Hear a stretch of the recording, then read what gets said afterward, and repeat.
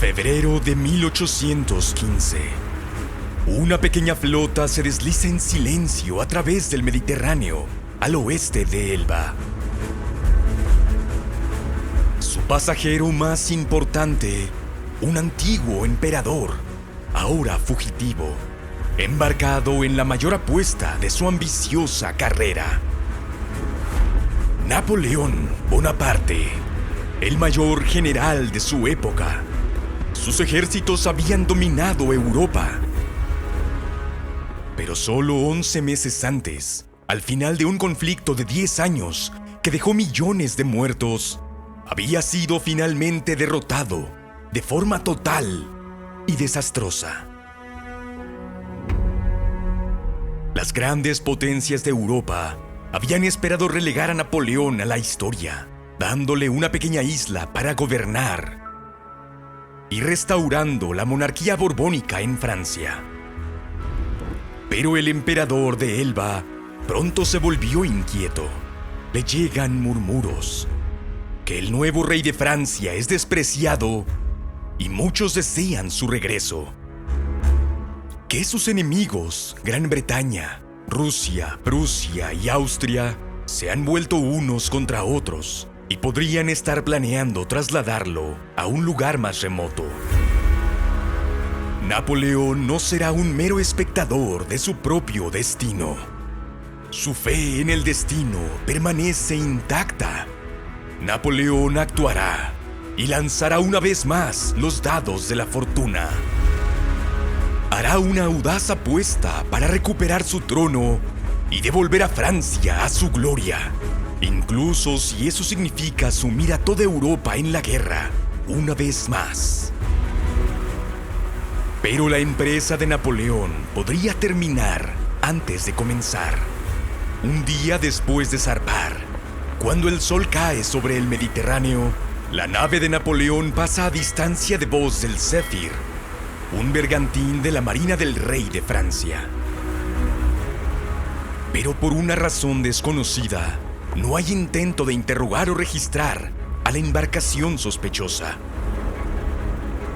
Tal vez la estrella de su destino aún brille.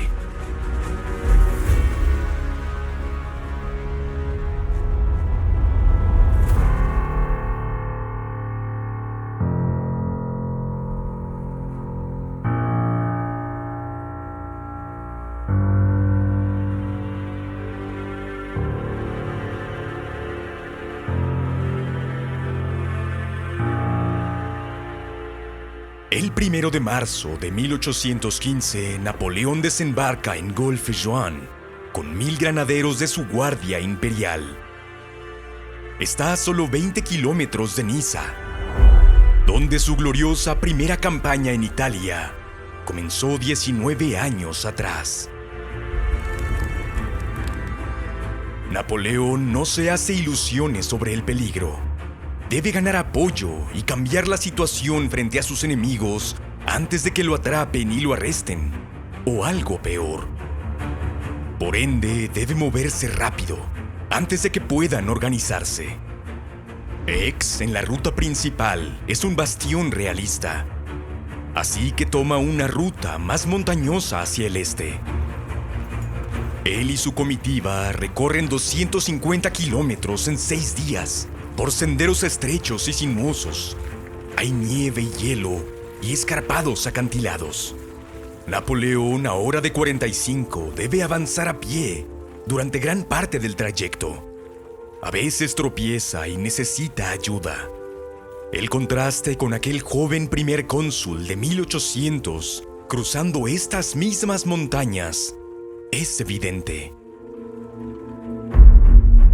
Pero a medida que avanza hacia el norte, las cosas mejoran. En Sisteron es recibido por el alcalde. En Gap es aclamado por las multitudes. Pero luego, el 7 de marzo, a las afueras de Grenoble, el camino es bloqueado por tropas francesas enviadas por el rey. La quinta de línea incluye a muchos veteranos del imperio, hombres que han servido bajo el mando de Napoleón. Hay un tenso enfrentamiento.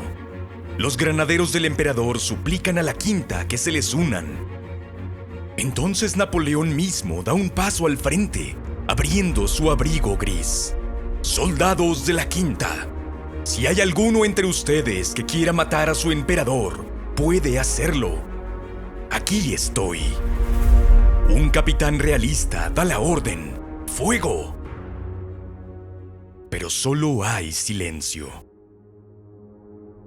Entonces, gritos de Vive l'Empereur resuenan en todo el regimiento.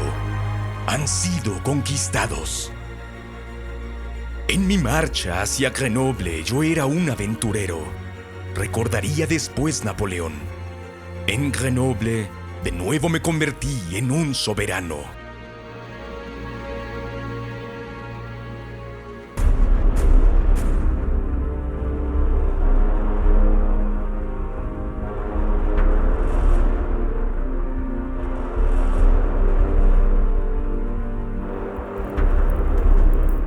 En la corte del rey Luis XVIII en París hay inquietud, pero no una gran sensación de alarma.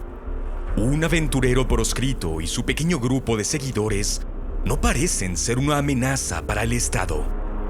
Los hombres que ahora elaboran un plan para detener esta empresa lo conocen bien. El mariscal Soult, ahora ministro de guerra, junto con los mariscales Oudinot, MacDonald y Ney. Hombres que alguna vez ganaron títulos, riquezas y gloria bajo Napoleón, pero que continúan ocupando altos cargos bajo los Borbones.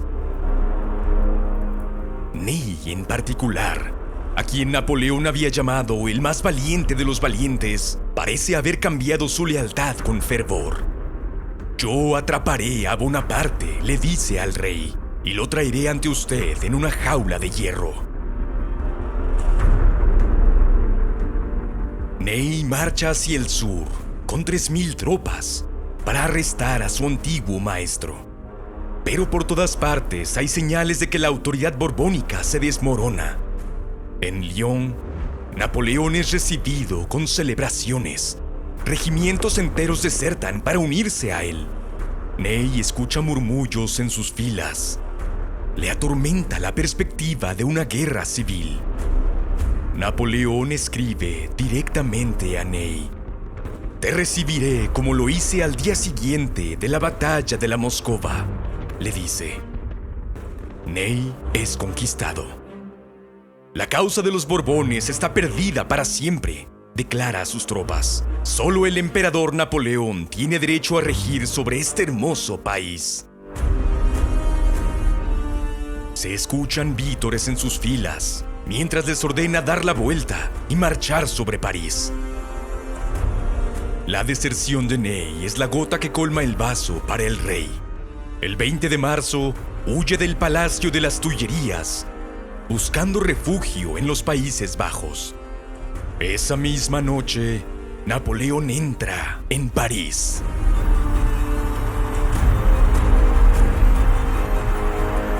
En las Tullerías es aclamado por antiguos ministros, dignatarios y soldados, muchos de los cuales ahora están desempleados. El mariscal Davout está ahí para darle la bienvenida. Había sido marginado por los Borbones por su lealtad a Napoleón. Incluso Joseph Fouché, el astuto ministro de policía en los últimos 16 años, se presenta para ofrecer sus servicios, que son aceptados de inmediato. En estas primeras semanas en París, Napoleón es un torbellino de actividad. Nombra nuevos ministros, prefectos y alcaldes. Promete una nueva constitución liberal al estilo británico que limitará sus poderes. Levanta la censura y reanuda las obras públicas. Si tales medidas son compromisos a largo plazo o simple populismo para ganar apoyo, nunca llegará a saberse. Los leales a Bonaparte en toda Francia se movilizan con entusiasmo, pero muchos otros se muestran cautelosos, prefiriendo esperar. Porque en toda Europa existe la convicción de que el regreso de Napoleón solo puede significar la guerra.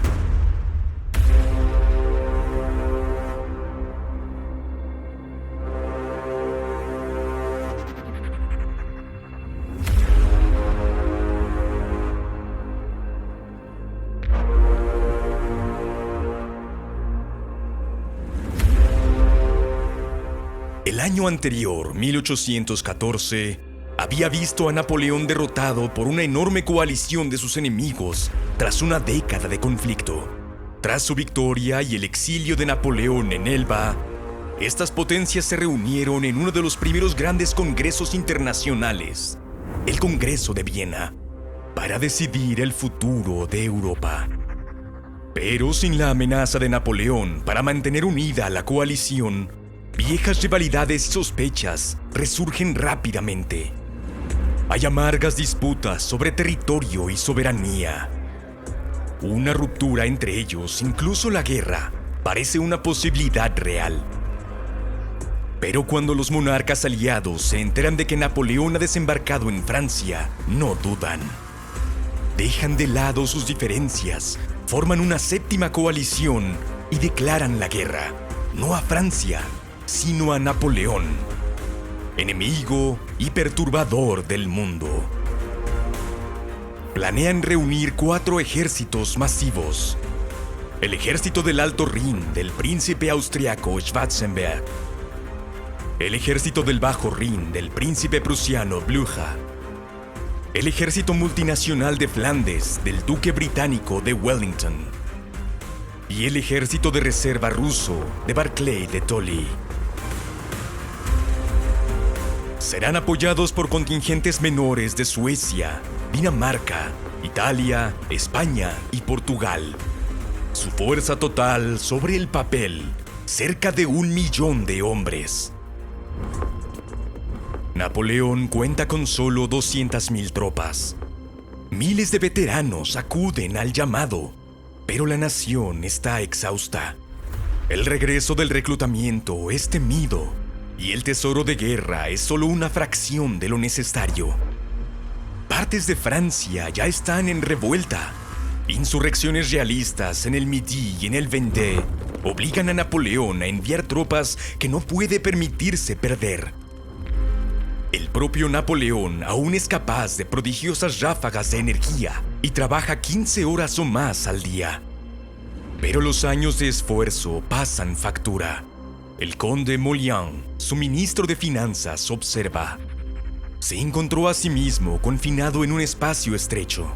Sus meditaciones se volvieron laboriosas y angustiantes. Resistía peor las tensiones que llevaba consigo.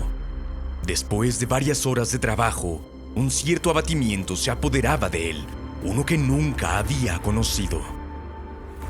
Napoleón sabe que tiene una sola oportunidad. Le tomará meses a sus enemigos reunir y organizar sus ejércitos. Si golpea primero y logra una victoria repentina, desbaratará sus planes y quizás incluso fracture la coalición. Comienza a planear una ofensiva relámpago contra los objetivos más cercanos, los ejércitos de la coalición de Blücher y Wellington, justo al otro lado de la frontera con Bélgica, parte del recién creado Reino Unido de los Países Bajos. El escenario está preparado para la guerra, pero los primeros disparos ya han sido efectuados.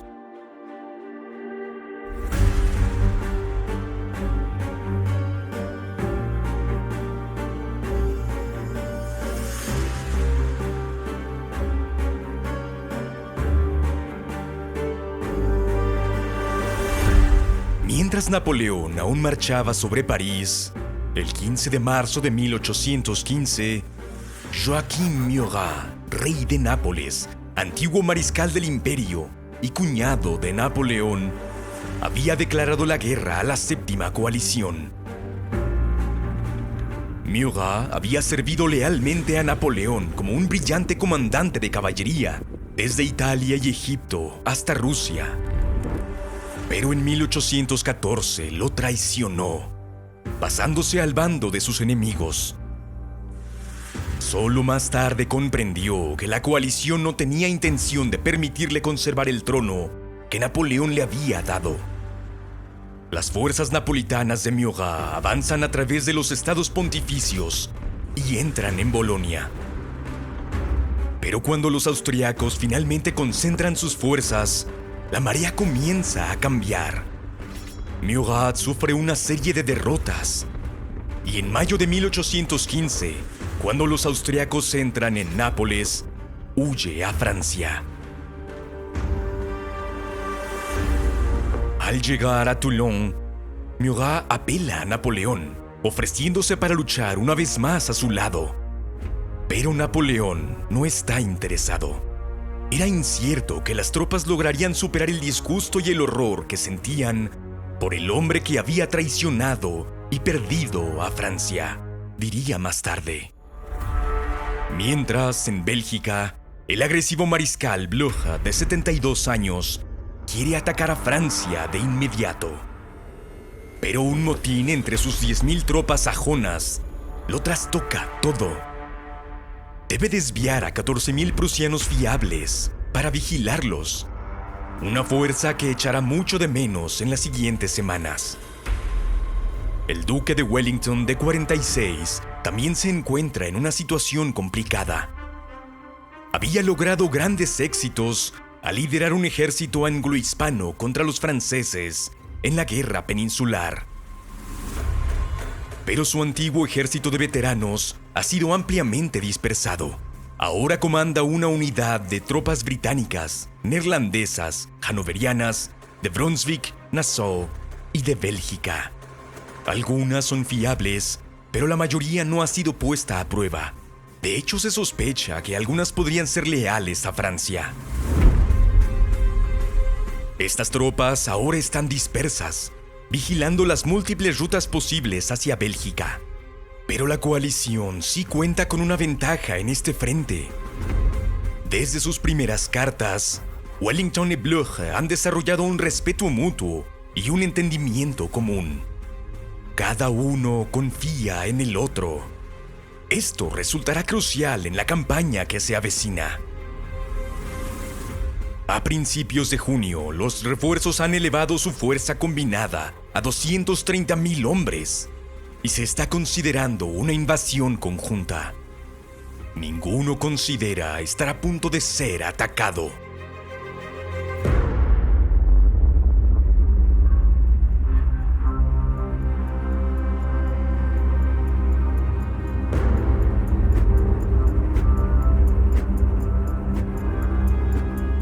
A lo largo de la frontera belga, los franceses imponen un estricto secreto. A los civiles no se les permite cruzar la frontera. Los movimientos de tropas se ocultan y se difunde desinformación.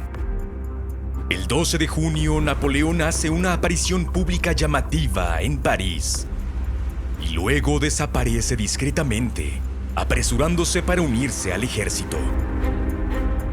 El Armée du Nord francés cuenta con 128.000 hombres, divididos en 5 cuerpos, una reserva de caballería y la Guardia Imperial. Aunque incluye muchos veteranos de las campañas de Napoleón, dista mucho de la Grande Armée de 1805. Los suministros escasean y el dinero aún más. La caballería y la artillería en parte se han recuperado desde los desesperados días de 1814, pero los oficiales han sido dispersados y la disciplina, incluso dentro de la Guardia Imperial, es deficiente. Y sobre todo, Napoleón enfrenta una crisis de liderazgo. De los 26 mariscales que creó durante el imperio, 3 han muerto en combate. 4 han cambiado de bando o han renegado de él. Otros 4 mantienen nuevos juramentos de lealtad a los Borbones. 10 son demasiado mayores para el mando en campaña o prefieren mantenerse neutrales. Esto deja a Davout, Grouchy, Ney, Soult y Suchet, todos excelentes comandantes curtidos en batalla, pero pocos para la lucha que se avecina. Llama la atención la ausencia del hombre a menudo descrito como el mariscal indispensable, Berthier. Como jefe del Estado Mayor de Napoleón durante 2 décadas, Berthier desempeñó el papel vital de coordinar el cuartel general del emperador y convertir sus ideas en órdenes. Pero en marzo de 1815, huyó a los Países Bajos con el rey Luis. Napoleón queda asombrado y furioso. He sido traicionado por Berthier, quien no era más que un ganso transformado por mí en águila. Pero en vísperas de la guerra, Berthier se cae desde una ventana. Un accidente, tal vez lo más probable, pero no se descarta un crimen. Como su reemplazo, Napoleón elige al mariscal Soult, asignándole así un rol administrativo a uno de sus mejores comandantes. Suchet, otro brillante general, es enviado al sur para defender la frontera. Y quizás el mejor de todos, el mariscal Davout, permanecerá en París como nuevo ministro de guerra, con la responsabilidad adicional de defender la capital. Son funciones importantes que Napoleón quiere confiar a comandantes leales y experimentados. Pero esto mantendrá a 3 de sus mejores generales lejos del campo de batalla, con graves consecuencias. Y pronto aparecen señales de que no todo está bien en el ejército. Al llegar a su cuartel, Napoleón descubre que el mariscal Soult ha cometido errores. Aún adaptándose a su nuevo puesto, ha concentrado por error a todo el ejército más al oeste de lo que Napoleón tenía previsto, mientras que la caballería del mariscal Grouchy está muy retrasada. El cuarto cuerpo del general Gérard también sufre retrasos inexplicables. Y para colmo, uno de sus comandantes de división deserta al enemigo. A lo largo de su vida, Napoleón ha creído en el destino, los presagios y las fechas afortunadas. Pocas son tan especiales para él como el 14 de junio, aniversario de sus victorias en Marengo y Friedland. Ha elegido esa fecha providencial para lanzar su campaña más arriesgada. Pero en una operación que depende sobre todo de la velocidad, quizá el verdadero presagio llega cuando se ve obligado a retrasar su inicio 24 horas.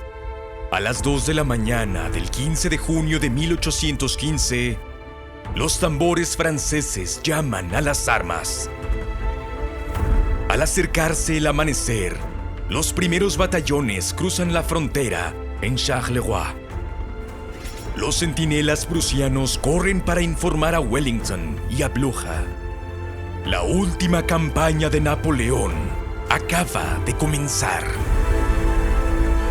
Un enorme agradecimiento a nuestro consultor histórico, el Dr. Zach White, del podcast Napoleonic Wars. Gracias también a los patrocinadores de Patreon que hacen posible este canal. Constructores como El Fuego de Alpha, The Lords y Garrett Shimamoto. Ciudadanos como Cameron Wunsch, Adam Rain y Rafael Moreno. Y héroes como Eric Yardley. Tú también puedes apoyar al canal uniéndote a las filas de Pequeños Cabos, nuestros valiosos miembros de YouTube que obtienen acceso a insignias de lealtad, emojis y acceso temprano a nuevos videos. Haz clic en el enlace para unirte. Si el video te gustó, no olvides compartirlo, darle like y suscribirte a Historia Épica.